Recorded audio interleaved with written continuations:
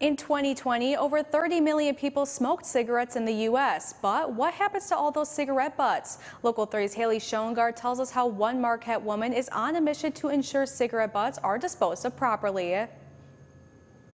Now that the snow is melted, cigarette butts on the ground are noticeable once again.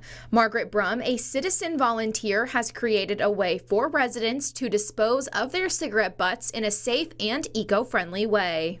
What we're trying to do here is set up a station so that they can come in off of Wright Street, pull into a spot, go over to these buckets, dump an ashtray, and go on their way. And so the cigarette butt never hits the ground, and it's collected. It doesn't get into the ecosystem. It doesn't end up in a landfill.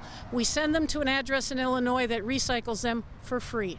While attending a meeting at the Board of Light and Power, Brum said their parking lot is perfectly designed for traffic flow and asked if she could set up her cigarette recycling buckets. Yeah, so when Margaret brought the buckets by, I kind of looked at it and went, how can I make this stand out a little bit more? And the result is what you see behind me here.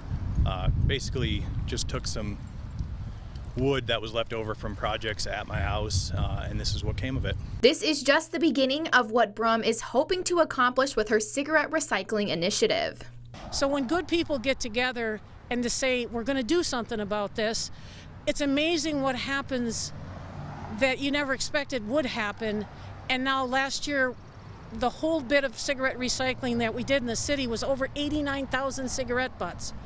And you just imagine that going anywhere in a landfill, but in a lake all at once, it would have been horrible. The cigarette recycling cans can be found at the Marquette Board of Light and Power on Wright Street in Marquette. Brum stresses that these buckets are to be used only for cigarette butts. Reporting in Marquette, Haley Schoengart, Local 3 News.